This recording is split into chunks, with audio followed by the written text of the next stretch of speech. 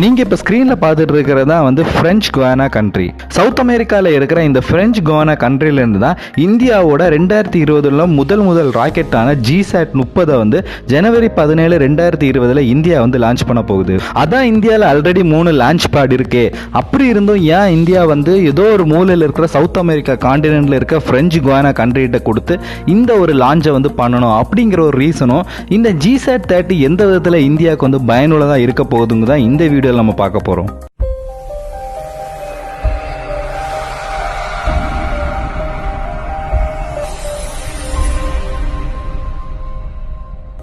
GSAT30 அப்படிங்கிறது பொதுவாகவே வந்து ஒரு கம்யூனிகேஷன் சேட்டலைட். இதோட வெயிட் வந்து 3357 kgயும் இதோட லைஃப் பீரியட் வந்து 15 வருஷம் இருக்கும்னு சொல்லி ISRO சொல்றாங்க. இது வந்து ஆல்ரெடி நம்ம அனுப்பிச்சிருந்த INSAT-4A அப்படிங்கிற ஒரு சேட்டலைட்டை ரீப்ளேஸ் பண்றதுக்காக அனுப்பப்படுறது. இந்த சேட்டலைட்ல 2 விதமான பேண்ட் இருக்கு, C band and KU band. இதுல இருக்கிற KU பேண்ட் வந்து இந்தியாக்குள்ளாடி இருக்கிற கம்யூனிகேஷன் மற்றும் அந்தமான் அண்ட் லக்ஷதீப்ல இருக்க கம்யூனிகேஷனை வந்து பார்த்துக்கும். அதுவே C பேண்ட் அப்படிங்கிறது இந்தியா மற்ற நாடுகளான ஆஸ்திரேலியா, யூரோப் போன்ற கண்ட்ரிகள் கூட நம்ம கம்யூனிகேஷனை வந்து வலுவாக்கும். ISRO பொதுவாகவே நம்ம தயாரிக்கிற சேட்டலைட்ஸ் மட்டும் இல்லாம ஃபாரின் கண்ட்ரிஸ் கிட்ட இருந்து நிறைய சேட்டலைட்ஸ் வாங்கி நம்ம ஸ்பேஸுக்கு அனுப்பிச்சிட்டு இருக்கோம். அப்படி இருக்கிற பட்சத்தில் ஏன் இந்தியா கண்ட்ரி ஒரு சேட்டலைட்டை அதுவும் ஃபாரின் கண்ட்ரிகிட்ட கொடுத்து லான்ச் பண்றாங்க? ஏன் அப்படி அனுப்பணும்? சேட்டலைட்டை பேசிக்காவே அனுப்புறதுக்கு வந்து ஒரு நல்ல லான்ச் வெஹிக்கிள் வேணும். இந்தியா கிட்ட ASLV, PSLV அப்புறம் GSLV Mark3 அப்படிங்கிற வரைக்கும் பல விதமான ராக்கெட் லான்ச்சஸ் இருக்கு. இதுல GSLV Mark3 தான் ரொம்பவே அதிகமான ஸ்பெசிபிகேஷன் கொண்டது.